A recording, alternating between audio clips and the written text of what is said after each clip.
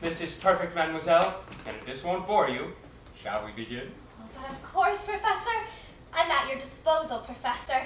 You're at my disposal? Oh, no, mademoiselle. It is I who am at your disposal. All right, then, let's give it a whirl. So, mademoiselle, how would you like to tackle a little arithmetic? That is, if you're up for it. Oh, yes, certainly, Professor. It's my heart's desire. It's a rather new science. A modern science, to be exact. More method than a science. It's also therapeutic. Have you finished, Marie? Yes, Professor. I found the plate. I'm leaving. Then hurry up. Go back to your kitchen, please. Yes, Professor. I'm going. Excuse me, Professor. Now, pay attention. I beg you to stay calm. You're being ridiculous, Marie. Don't worry. That's what you always say. I won't stand for your insinuations. I know perfectly well how to behave. I think I'm old enough. Exactly, Professor. You do better not to start the young lady on arithmetic. Arithmetic tires you out. It's exhausting. Not at my age. And why are you butting in? This is my affair. I know what I'm doing. All right, Professor. All right. But don't say I didn't warn you. I don't need your 2 cents worth, Marie. As you wish, Professor. 6 and 1. 7. 7 and 1. 8. 7 and 1. 8 again. Excellent answer. 7 and 1. 8 once more. Excellent. Perfect. 7 and 1. 8 one more time, and sometimes 9. Magnificent. You are magnificent. I heartily congratulate you, mademoiselle. There's no need to continue. You're a master at addition. Let's try some subtraction. 4 minus 3. 4 minus 3. 4 minus 3. Doesn't that make 10? Most certainly not. But you shouldn't guess. You should think it through. Bear in mind that more than numbers are involved here. There are also magnitudes, sums, groups, masses of things, masses like lumps, cars, geese, seeds, etc. Here are 3 matches. And here's another. That makes 4. Now watch carefully. We have 4. I take away 1. How many remain? 5. If 3 and 1 make 4, then 4 and 1 make 5. That's not it. That's not it at all. You have a tendency to keep adding, but one must also subtract. You can't just integrate, you also have to disintegrate. That's how life is. Suppose you have 2 noses, and I pulled one of them off. How many would you have then? None. How do you get none? Because you haven't pulled any off. I still have one. If you pulled it off, it would be gone. You haven't understood my example. Suppose you only have 1 ear. Yes, and then? I add another. How many would you have then? 2. Good! I add 1 more. How many are there now? 3. I take 1 away. How many remain? 2. I take another. How many are left? 2. No, I take 1. I eat it. Nom, nom, nom, nom, nom. How many are left? 2. I take 1. I eat it. Nom, nom, nom, nom. 1. 2. 1. 2. 1. 2. 1. 2. 1. 2. 1. 2. 1. 2. No, that's not right. The example isn't. It's a poor example. Professor. Professor of me, take your hands off of me! What is the meaning of this? If you'd like to pursue a partial doctorate, we can try and teach you... Yes, Professor. the elements of linguistic and comparative philology! No, Professor, no, you mustn't. Marie, you're overreacting. Anything but philology, Professor. Philology leads to disaster. To disaster?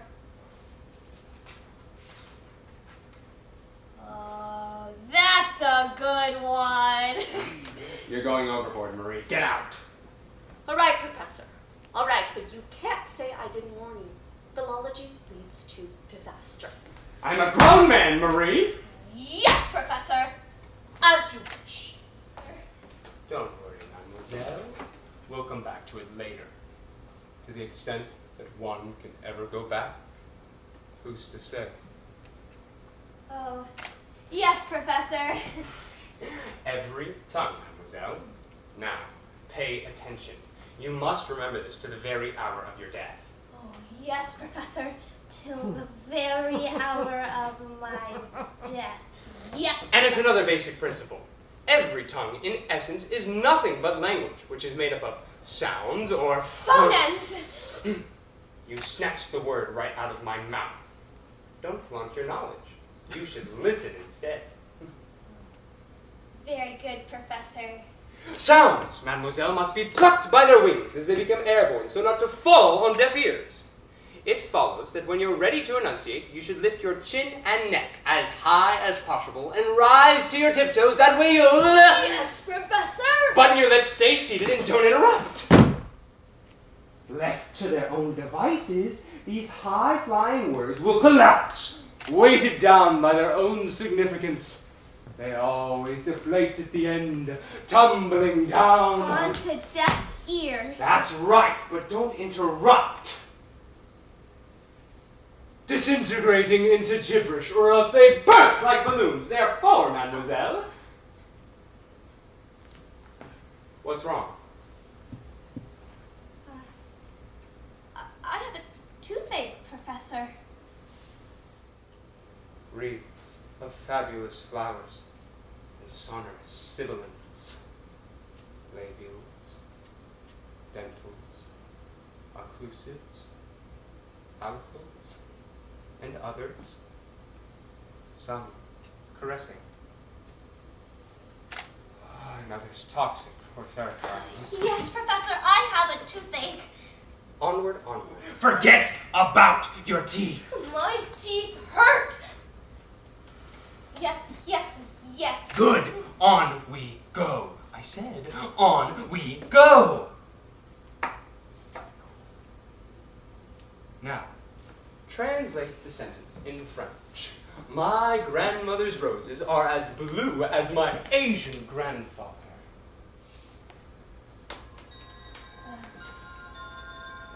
My teeth ache. Keep going, keep going. Answer me just the same. In French? In French. I should say in French. My grandmother's roses are as blue as my Asian grandfather. All right. I think the French goes. The roses of my grandmother. How do you say grandmother in French? In French, grandmother. My grandmother's roses are as blue.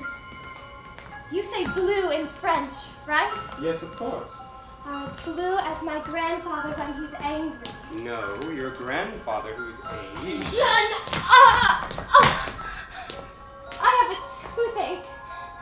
That's it. I have a toothache. Ache! Too bad. Onward and upward. Now, translate these same sentences in Spanish and then Neo-Spanish. In Spanish, that would be, my grandmother's roses are as blue as my Asian grandfather. No, that's wrong. And in Neo-Spanish, my grandmother's roses are as blue as my Asian grandfather. Wrong, wrong, wrong. You've inverted the two. You've taken Spanish for Neo-Spanish and Neo-Spanish for Spanish. Oh. No. I've mixed them. I have a toothache. You're getting mixed up! And you're the one who's mixing me up! Now, pay attention and take notes! Now, listen carefully and follow along. I have a toothache. Hey! Onward and upward!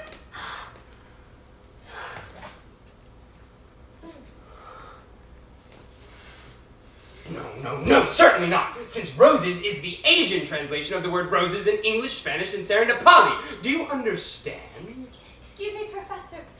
Oh, what a toothache, but I don't see a difference. But it's so simple, so very simple. It just takes experience, having technical experience and practice with these diverse languages, which remain diverse in spite of them sharing so many similar characteristics. I'm going to try and give you the key.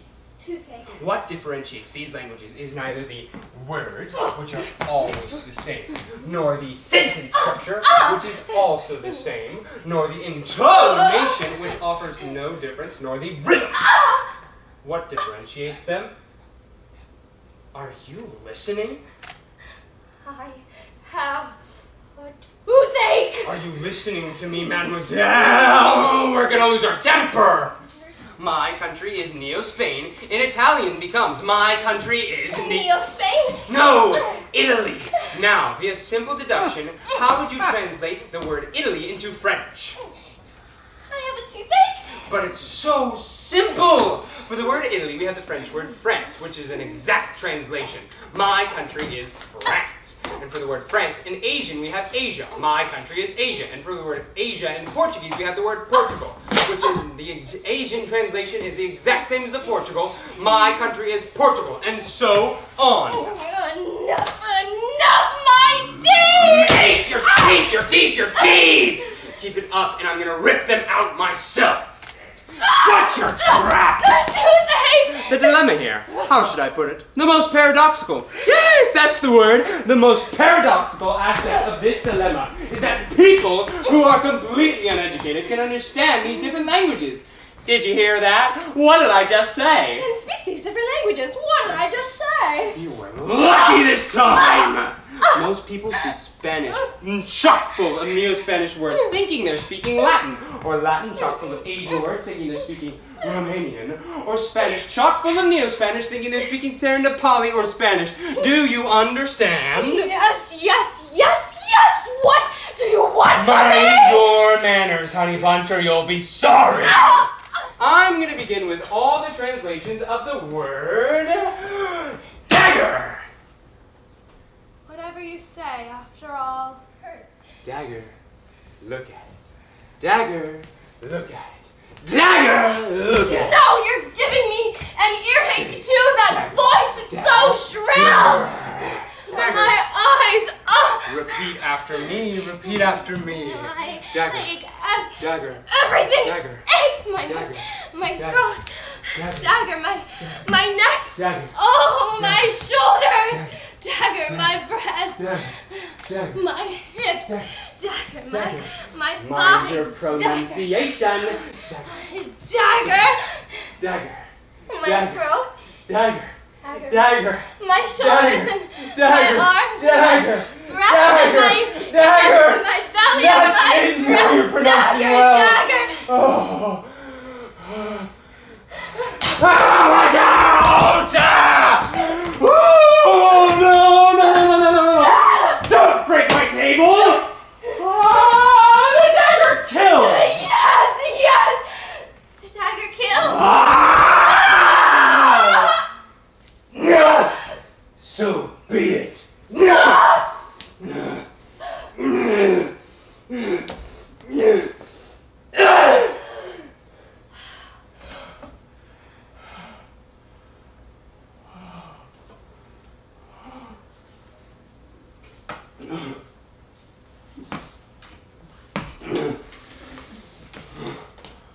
Oh, miss.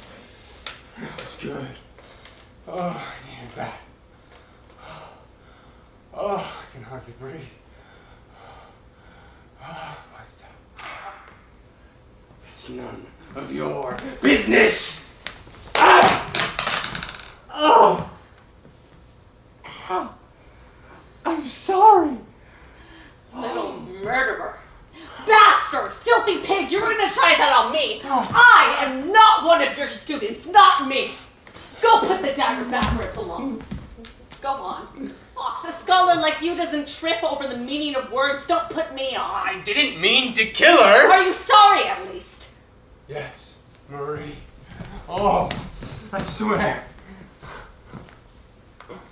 Pity you just the same. Oh, you're a brave boy, nevertheless. But don't start up again. I'll give you a heart attack. Yes, Marie. Oh, what are we going to do now? Bury her.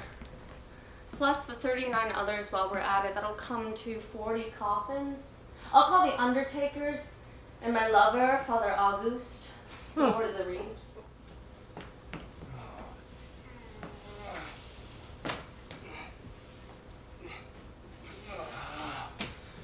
Oh, be careful now.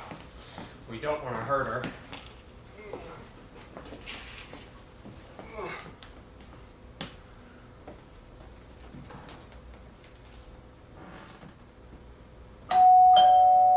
Just a minute, I'm coming.